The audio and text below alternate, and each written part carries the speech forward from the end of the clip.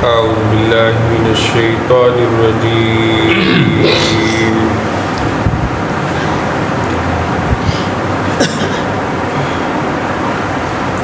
بسم الله الرحمن الرحيم أينما تكونوا يدرككم الموت ولو كنتم في بروج مشيدة أينما تكونوا تم جہاں کہیں بھی ہو یدرککم الموت موت تمہیں پا لے گی ولو کنتم فی بروج مشیدہ اگر تم بلند برج مضبوط قلعوں میں چلے جاؤ وَإِن تُصِبْهُمْ حَسَنَةٌ يَقُولُوا هَٰذِهِ مِنْ عِندِ اللَّهِ اگر انہیں کوئی بھلائی ملے تو کہتے ہیں کہ یہ اللہ کی طرف سے ہے وَإِن تُصِبْهُمْ سَيِّئَةٌ يَقُولُوا هَٰذِهِ مِنْ عِندِكَ اور اگر انہیں کوئی تکلیف پہنچتی ہے تو پھر وہ کہتے ہیں کہ یہ آپ کی طرف سے ہے قل کہہ دیجئے کل من عند اللہ یہ سب کچھ اللہ ہی کی طرف سے ہے فما لہؤلاء القوم پس کیا حال ہے ان لوگوں کا لا یکادون یفقہون حدیثا کہ وہ بات کو سمجھنے کے قریب بھی نہیں آتے ما اصابک من حسنۃ جو بھی آپ کو پہنچتی ہے بھلائی فمن اللہ پس وہ تو اللہ کی طرف سے ہے وما اصابک من سیئۃ اور جو آپ کو پہنچتی ہے تکلیف فمن نفسک تو وہ تیری اپنی ہی طرف سے ہے وَأَرْسَلْنَاكَ لِلنَّاسِ رَسُولًا اور بھیجا ہم نے آپ کو تمام لوگوں کے لیے رسول بنا کر وَكَفَى بِاللَّهِ شَهِيدًا اور کافی ہے اللہ تعالیٰ گواہ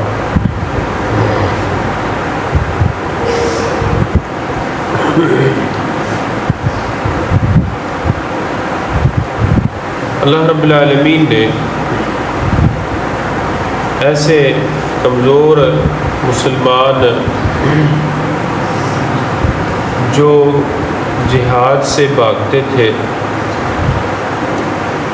کہ جہاد میں جانے سے موت آتی ہے اللہ تبارک و تعالی نے انہیں عقیدتاً تھوڑا سا مضبوط کیا ہے فرمایا کہ تم اگر بلند مضبوط قلعوں میں چلے جاؤ تو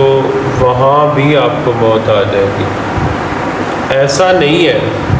ایک آدمی جہاد میں گیا ہے اور اسے موت آئی ہے اور ایک آدمی مضبوط قلعوں میں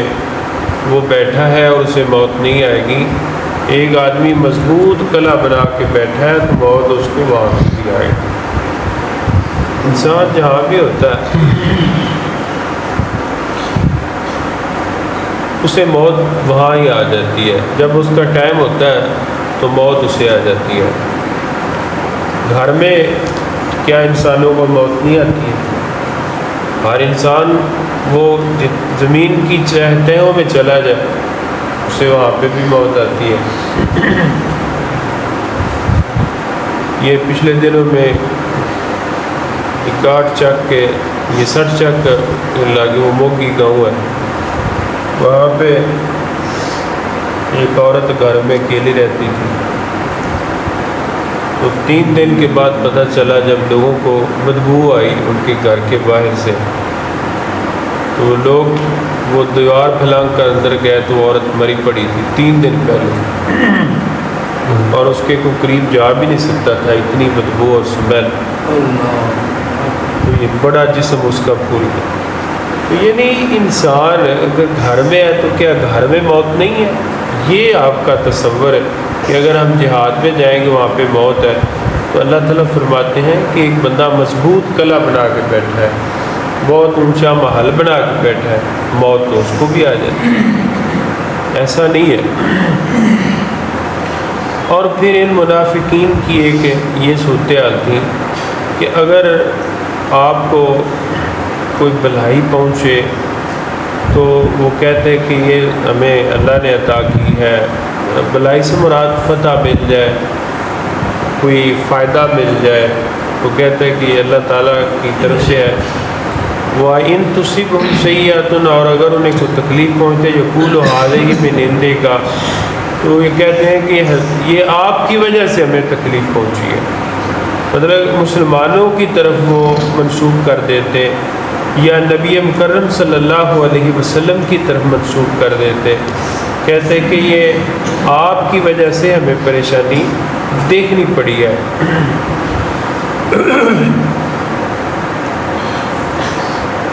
تو قرآن مجید میں اللہ تعالیٰ نے یہ جو اسلوب اختیار کیا ہے یہ اسی طرح ہی ہے جیسا کہ موسیٰ علیہ السلام اور قوم فرعون کے بارے میں اللہ تعالیٰ نے فرمایا کہ جب ان کو بھلائی پہنچتی تو وہ کہتے کہ یہ ہمارے لیے ہے اور ہم ہی اس کے مستحق ہیں، اور جب ان کو کوئی برائی پہنچتی تو موسیٰ علیہ السلام اور ان کے پیروکاروں سے وہ بدشگونی پکڑتے، کہتے کہ یہ موسیٰ علیہ السلام کی وجہ سے ہمیں یہ نقصان پہنچا ہے، فرعون کہتے ہیں، اور جب کوئی انہیں بھلائی پہنچتی، اچھائی پہنچ تو کہتے ہیں ہماری طرف سے، یہ ہماری وجہ سے آئی۔ اسی طرح نبی علیہ السلام کے دور کے جو منافقین تھے یا کمزور عقیدہ کے مسلمان تھے، جب انہیں کوئی فائدہ پہنچتا پھر تو وہ کہتے ہیں یہ اللہ کی طرف سے ہے، تو جب انہیں کوئی نقصان پہنچتا وہ کہتے ہیں یہ مسلمانوں کی وجہ سے ہمیں نقصان پہنچا ہے، نبی مکرم صلی اللہ علیہ وسلم کی وجہ سے ہمیں یہ نقصان پہنچا ہے۔ تو اللہ تعالیٰ نے انہیں فرمایا کہ کل آپ ان کو کہو کل من عند اللہ، یہ سب کچھ اللہ کی طرف سے ہے، فائدہ یا نقصان کا ہونا اللہ کی مشیت سے ہے، نہ کسی کو فائدہ اللہ کی مرضی کے بغیر مل سکتا ہے اور نہ کسی کو نقصان اللہ کی مرضی کے بغیر ہو سکتا ہے۔ جو کچھ بھی ہوتا ہے یہ اللہ کی مشیت سے ہی ہوتا ہے، اللہ کے حکم سے ہی ہوتا ہے، اگر اللہ نہ چاہے کسی کو نہ کوئی فائدہ ہو سکتا ہے یا نقصان ہو سکتا ہے۔ ہاں ایک اور بات ہے جو اللہ تعالیٰ فرما رہے ہیں وہ یہ ہے کہ ما اصابک من حسنۃ فمن اللہ، جو آپ کو اچھائی پہنچتی ہے بس وہ اللہ کی طرف سے ہے۔ مطلب یہ ہے کہ یعنی جو آپ کو بھلائی پہنچی ہے یا جو آپ اچھائی کا کام کرتے ہیں، نیکی کا کام کرتے ہیں، وہ اللہ کی توفیق سے ہی ہے۔ اللہ نے آپ کو توفیق دی ہے تو آپ نے نیکی کا کام کیا ہے، آپ کو فائدہ ملا ہے اللہ کی رحمت سے، اللہ کی توفیق سے آپ کو فائدہ ملا ہے۔ اگر اللہ نہ چاہتا تو آپ واقعی نیکی نہیں کر سکتے، آپ کو اللہ توفیق نہ دیتا تو آپ اچھائی اور بھلائی کا کام نہیں کر سکتے۔ اچھا ساتھ فرمایا کہ وما اصابک من سیئۃ فمن نفسک، ہاں جو آپ کو برائی یا تکلیف پہنچتی ہے، نقصان پہنچتا ہے، تو وہ تو تمہاری اپنی ہی طرف سے ہے۔ مقصد یہ ہے کہ وہ تمہارے گناہوں کا جو ہے تمہیں خمیازہ بھگتنا پڑتا ہے، وہ تمہیں جو نقصان پہنچا ہے وہ تمہارے اعمال کا نتیجہ ہے۔ وہ اللہ کسی کے اوپر ظلم نہیں کرتے ہیں۔ مثلا ایک آدمی کے ساتھ کچھ ہوا ہے تو وہ یہی سمجھے کہ میرے اندر کوئی کمی تھی جس کی وجہ سے مجھے یہ مسئلہ بنا، سمجھے؟ ہم لوگ جب ہمیں نقصان ہوتا ہے تو ہم تلاش کرتے ہیں اسباب کہ کیا سبب ہے، تو اور اسباب جو ہوتے ہیں وہ ہم ان کی طرف دھیان کرتے رہتے ہیں کہ یہ ہو سکتا ہے، یہ ہو سکتا ہے، یہ ہو سکتا ہے۔ کبھی ہم نے یہ نہیں سوچا ہے کہ مجھ سے کوئی ہو سکتا ہے کوئی گناہ ہوا کہ اس گناہ کی سزا مجھے ملی ہے، مجھ سے کوئی غلطی اپنے اندر ہی ہے، میں کیوں نہ ہوں کہ اپنے آپ کو درست کروں، یا اللہ نے مجھے یہ سمجھانے کے لیے ایسے چھوٹی سی تکلیف دی ہے کہ آئندہ زندگی میں اپنے آپ کو بہتر کروں۔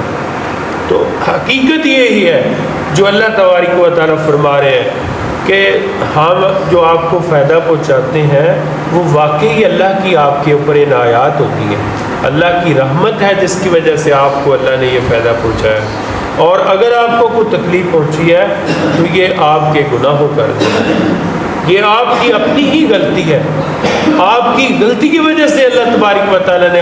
آپ کو نقصان پہنچا اللہ کے حکم سے ہی ہے۔ اوپر والی آیت میں اللہ نے یہ ثابت کیا ہے کہ نہ انسان کو فائدہ اللہ کی مشیت کے بغیر پہنچ سکتا ہے، نہ ہی نقصان اللہ کی مشیت کے بغیر پہنچ سکتا ہے۔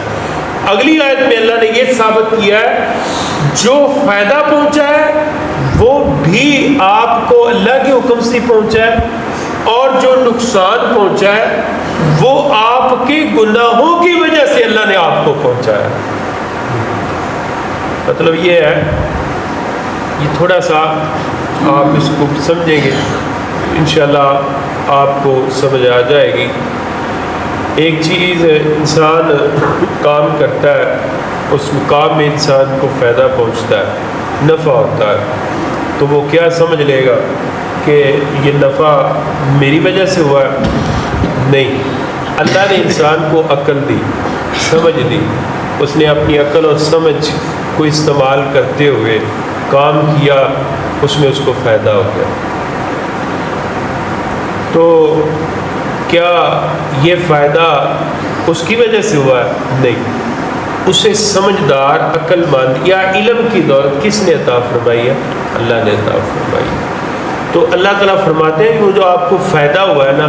وہ اللہ تبارک و تعالیٰ کی وجہ سے ہی ہوا ہے۔ ایک آدمی کو نقصان ہوا، کوئی اس نے کاروبار کیا، اس کاروبار میں اسے لاس ہو گیا، نقصان ہو گیا۔ اب یہاں پہ آ کے جو نقصان ہوا ہے وہ کس کی وجہ سے ہوا ہے؟ وہ نقصان ہوا اللہ کے حکم سے ہی ہے۔ اگر اللہ نہ چاہتا تو کبھی اس کو نقصان نہیں ہو سکتا تھا، چاہے اس نے صحیح کام کیا چاہے غلط کام کیا۔ لیکن وہ اللہ تعالیٰ فرماتے ہیں اگر اس کو نقصان ہوا ہے تو وہ اس کی اپنی نادانی کی وجہ سے ہوا ہے، وہ اس کو اپنی بے وقوفی کی وجہ سے ہوا ہے، اس کے صحیح فیصلہ نہ کرنے کی وجہ سے اسے نقصان ہوا ہے۔ ہوا اللہ کے حکم سے ہی ہے لیکن سبب وہ انسان بنا، سبب انسان بنا۔ تو اس لیے لوگوں کا جو عقیدہ تھا کہ وہ کہتے تھے کہ فائدہ ہمیں جو ہوا ہے یہ ہماری وجہ سے ہوا ہے، اور جو نقصان ہوا ہے یہ تمہاری وجہ سے ہوا ہے۔ تو اللہ نے اس عقیدے کو ختم کیا پہلے کہ نہیں، فائدہ اور نقصان سارا اللہ کی طرف سے ہوتا ہے، اللہ کی مشیت سے ہی ہوتا ہے، لیکن آگے اس کی پھر تقسیم کر دی۔ فائدہ جو ہوتا ہے وہ اللہ کی رحمت ہے آپ کے اوپر جب انسان کو اللہ فائدہ پہنچاتا ہے، لیکن جب انسان کو نقصان پہنچاتا ہے اللہ تعالیٰ تو پھر وہ انسان کی اپنی وہ اس میں غلطی ہوتی ہے، انسان کا اپنا غلط فیصلہ ہوتا ہے جس کی وجہ سے اسے نقصان پہنچتا ہے۔ ساتھ ہی اللہ تعالیٰ نے فرمایا وَأَرْسَلْنَاكَ لِلنَّاسِ رَسُولًا، اے پیارے نبی ہم نے آپ کو تمام لوگوں کے لیے رسول بنا کر بھیجا ہے۔ اس میں صرف مسلمانوں کا ذکر نہیں ہے، اللہ نے ناس کا لفظ استعمال کیا، اور ناس میں عیسائی بھی آتے ہیں، یہودی بھی آتے ہیں، ہندو بھی آتے ہیں، غیر مسلم جتنے ہیں وہ تمام اس میں شامل ہیں۔ مقصد یہ ہے کہ اللہ رب العالمین نے حضور نبی کریم صلی اللہ علیہ وسلم کو پوری کائنات کے لیے، پوری کائنات کے ہر فرد کے لیے رسول بنا کر بھیجا ہے۔ اور اس میں ایک یہ بھی ہے، جیسا کہ کل ایک سوال بھی ہوا تھا، کل رات ایک کرسچن نے یہ سوال کیا، کہنے لگا کہ قرآن مجید تو اللہ تعالیٰ نے نازل فرمایا اور اس کی حفاظت کا ذمہ بھی اللہ تعالیٰ نے نازل فرمایا، اس کے علاوہ باقی 3 اور بھی کتابیں ہیں جو اللہ نے نازل کی ہیں، تورات ہے، انجیل ہے، زبور ہے، تو ان کی حفاظت کا ذمہ اللہ نے کیوں نہیں لیا؟ قرآن مجید کی حفاظت کا ذمہ تو اللہ نے لے لیا ہے، تو یہ بھی اللہ نے نازل کی ہے، باقی جو کتابیں 3 نازل ہوئی ہیں وہ بھی اللہ نے ہی نازل کی ہے، تورات، انجیل، زبور، تو ان کی حفاظت کا ذمہ آپ کہتے ہیں اللہ نے نہیں لیا، تو کیا یہ اللہ تعالیٰ کا انصاف ہے کہ 3 کتابوں کا حفاظت کا ذمہ نہیں لیا ہے اور ایک کتاب کی حفاظت کا ذمہ لے لیا ہے؟ تو اس میں پھر ہمارا کیا قصور ہے؟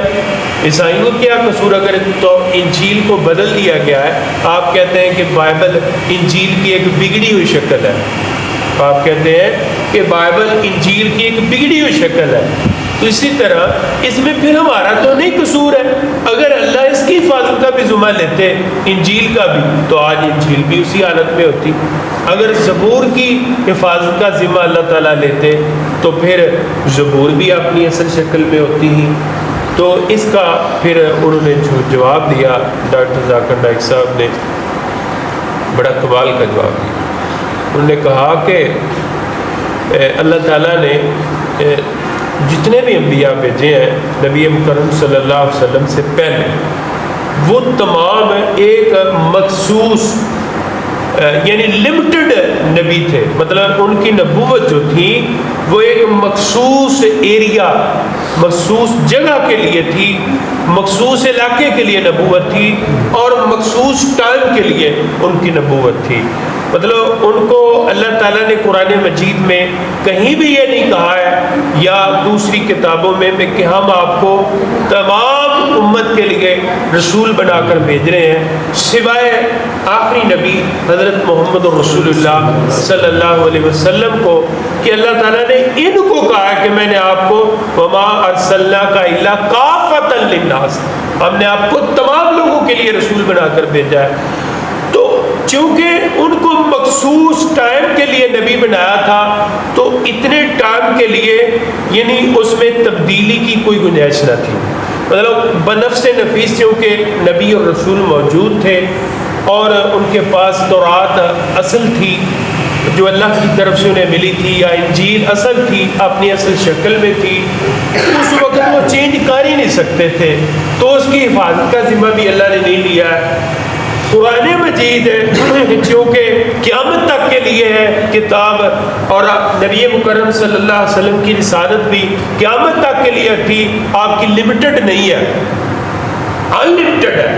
تو اس لیے آپ کے جانے کے بعد ممکن تھا کہ لوگ اس میں بھی تبدیلیاں کر دیتے، تو چونکہ اس کو اللہ نے آگے چلانا تھا قرآن مجید کو، تو اس لیے اس کی حفاظت کا ذمہ اللہ تعالیٰ نے پھر آپ کو، یعنی ان کتابوں کو آگے چونکہ نہیں چلانا تھا، ان کو بند کر دینا تھا، تو اس لیے ان کی حفاظت کا ذمہ نہیں لیا ہے۔ اب جو ہے نا انجیل کے اندر اگر تبدیلی آئی ہے تو یعنی اس کا مطلب یہ ہے کہ آپ اس کے اوپر عمل کرنا چھوڑ دیں، قرآن مجید کے اوپر عمل کریں جس کی حفاظت کا ذمہ اللہ تعالیٰ نے دیا، تو اسی لیے اللہ نے اس کی حفاظت کا ذمہ لیا کہ آپ ان کتابوں کے اوپر عمل نہیں کرنا۔ تو یہ میرا خیال ہے بہت اچھا ان کا جواب تھا، تو اس یعنی اللہ تعالیٰ نے ان کو بڑی بصیرت عطا فرمائی ہے، امت مسلمہ کے لیے بہت بڑے وہ ہمارے لیے اللہ تعالیٰ نے ایک احسان کی شکل میں ہمارے اندر بھیجے ہوئے ہیں۔ اللہ ان کی زندگی کی حفاظت فرمائے، اللہ تعالیٰ ہمیں عمل کی توفیق عطا فرمائے، اللہ تعالیٰ ہمیں قرآن مجید کی سمجھ عطا فرمائے۔ اللہ آج کا ہمارا درس یہ اپنی بارگاہ الہی میں قبول فرمائے۔ آخر دعوانا الحمدللہ۔